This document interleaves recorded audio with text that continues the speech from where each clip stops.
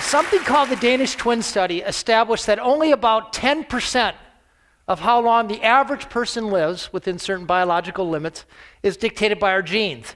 The other 90% is dictated by our lifestyle. So the premise of Blue Zone is if we can find the optimal lifestyle of longevity, we can come up with a de facto formula for longevity. But if you ask the average American what the optimal formula of longevity is, they probably couldn't tell you. They've probably heard of the South Beach diet or the Atkins diet, and you have the USDA food pyramid. There's what Oprah tells us. There's what Dr. Oz tells us. The fact of the matter is there's a lot of confusion around what really helps us live longer better. Should you be running marathons or doing yoga? Should you eat organic meat or should you be eating tofu? When it comes to supplements, should you be taking them? How about these hormones or resveratrol? And does purpose play into it? Spirituality, and how about how we socialize? Well, our approach to finding longevity was to team up with National Geographic and the National Institute on Aging to find the 4 demographically confirmed areas that are geographically defined, and then bring a team of experts in there to methodically go through exactly what these people do to distill down the cross-cultural distillation. And at the end of this, I'm going to tell you what that distillation is. But first, I'd like to debunk some common myths when it comes to longevity. And the first myth is if you try really hard, you can live to be 100. False. The problem is only about 1 out of 5,000 people in America live to be 100. Your chances are very low. Even though it's the fastest growing demographic in America, it's hard to reach 100. The problem is that we are not programmed for longevity. We are programmed for something called procreative success. I love that word. It reminds me of my college days. Biologists term procreative success to mean the age where you have children and then another generation, the age when your children have children. After that, the effect of evolution completely dissipates. If you're a mammal, if you're a rat or an elephant or a human in between, it's the same story. So to make it to age 100, you not only have to have had a very good lifestyle, you also have to have won the genetic lottery. The second myth is there are treatments that can help slow, reverse, or even stop aging. False. When you think of it, there's 99 things that can age us. Deprive your brain of oxygen for just a few minutes, those brain cells die, they never come back. Play tennis too hard on your knees, ruin your cartilage, that cartilage never comes back. Our arteries can clog, our brains can gunk up with plaque, and we can get Alzheimer's. There's just too many things to go wrong. Our bodies have 35 trillion cells. Trillion with the T, we're talking national debt numbers here. Those cells turn themselves over once every 8 years, and every time they turn themselves over, there's some damage. And that damage builds up, and it builds up exponentially. It's a little bit like the days when we all had Beatles albums or Eagles albums, and we'd make a copy of that on a cassette tape and then let our friends copy that cassette tape, and pretty soon, with successive generations, that tape sounds like garbage. Well, the same things happen to our cells. That's why a 65-year-old person is aging at a rate of about 125 times faster than a 12-year-old person. So if there's nothing you can do to slow your aging or stop your aging, what am I doing here? Well, the fact of the matter is the best science tells us that the capacity of the human body, my body, your body, is about 90 years, a little bit more for women. But life expectancy in this country is only 78. So somewhere along the line, we're leaving about 12 good years on the table. These are years that we could get, and research shows that they would be years largely free of chronic disease, heart disease, cancer, and diabetes. We think the best way to get these missing years is to look at the cultures around the world that are actually experiencing them. Areas where people are living to age 100 at rates up to 10 times greater than we are. Areas where the life expectancy is an extra dozen years, and the rate of middle-age mortality is a fraction of what it is in this country. We found our first blue zone about 125 miles off the coast of Italy on the island of Sardinia, and not the entire island. The island's about 1.4 million people, but only up in the highlands, an area called the Nuoro province. And here we have this area where men live the longest, about 10 times more centenarians than we have here in America. And this is a place where people not only reach age 100, they do so with extraordinary vigor. Places where 102-year-olds still ride their bike to work, chop wood, and can beat a guy 60 years younger than them. Their history actually goes back to about the time of Christ. It's actually a Bronze Age culture that's been isolated. Because the land is so infertile, they're largely shepherds, which occasions regular low-intensity physical activity. Their diet is mostly plant-based, accentuated with foods that they can carry into the fields. They came up with an unleavened whole wheat bread called nota musica, made out of durum wheat, a type of cheese made from grass-fed animals, so it's hot. The cheese is high in omega-3 fatty acids instead of omega-6 fatty acids from corn-fed animals, and a type of wine that has 3 times the level of polyphenols than any known wine in the world. It's called Cananao. But the real secret, I think, lies more in the way that they organize their society, and one of the most salient elements of the Sardinian society is how they treat older people. You ever notice here in America, social equity seems to peak at about age 24? Just look at the advertisements. Here in Sardinia, the older you get, the more equity you have, the more wisdom you're celebrated for. You go into the bars in Sardinia, instead of seeing the Sports Illustrated swimsuit calendar, you see the Centenarian of the Month calendar.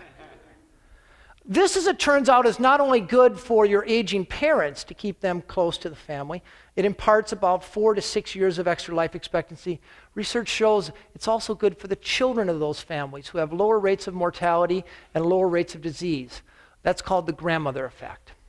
We found our second blue zone on the other side of the planet, about 800 miles south of Tokyo on the archipelago of Okinawa. Okinawa is actually 161 small islands. And in the northern part of the main island, this is ground zero for world longevity. This is a place where the oldest living female population is found. It's a place where people have the longest disability-free life expectancy in the world. They have what we want. They live a long time and tend to die in their sleep very quickly. And often, I can tell you, after sex. They live about 7 good years longer than the average American, 5 times as many centenarians as we have in America, 1/5 the rate of colon and breast cancer, big killers here in America, and 1/6 the rate of cardiovascular disease. And the fact that this culture has yielded these numbers suggests strongly they have something to teach us. What do? Once again, a plant-based diet full of vegetables with lots of color in them, and they eat about 8 times as much tofu as Americans do. More significant than what they eat, it's how they eat it. They have all kinds of little strategies to keep from overeating, which, as you know, is a big problem here in America. A few of the strategies we observe, they eat off of smaller plates, so they tend to eat fewer calories at every sitting.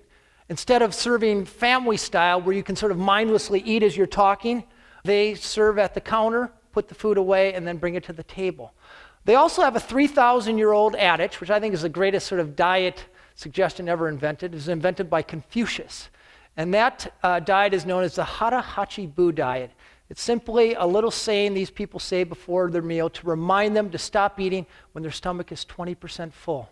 It takes about a half hour for that full feeling to go travel from your belly to your brain.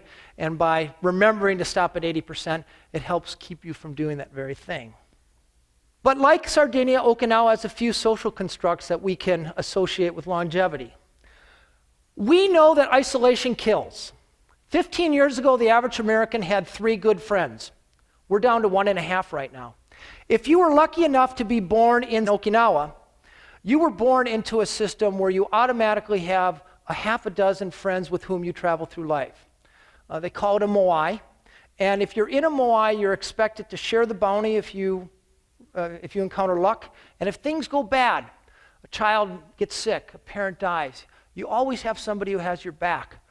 This particular moai, these 5 ladies have been together for 97 years. Their average age is 102.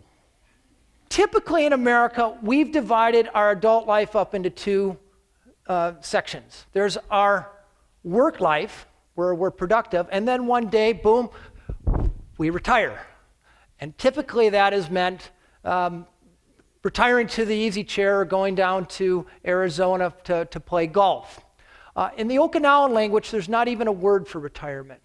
Instead, there's one word that imbues your entire life, and that word is ikigai.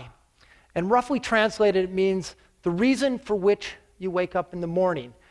And for this 102-year-old karate master, his ikigai was carrying forth this martial art. For this 100-year-old fisherman, it was continuing to catch fish for his family 3 times a week. And this is a question. The National Institute on Aging actually gave us a questionnaire to give these centenarians. And one of the questions, they were very culturally astute people put the questionnaire. One of the questions was, what is your ikigai?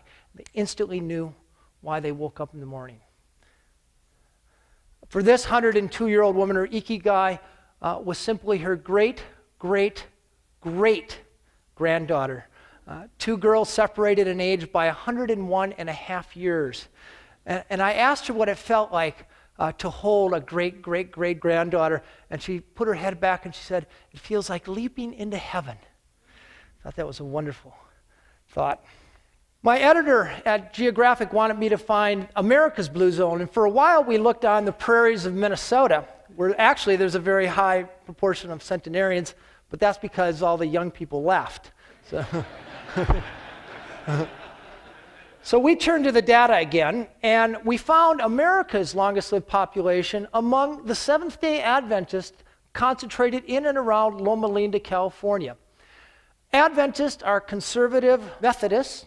They celebrate their Sabbath from sunset on Friday till sunset on Saturday, a 24-hour sanctuary in time, they call it. And they follow 5 little habits that conveys to them extraordinary longevity, comparatively speaking.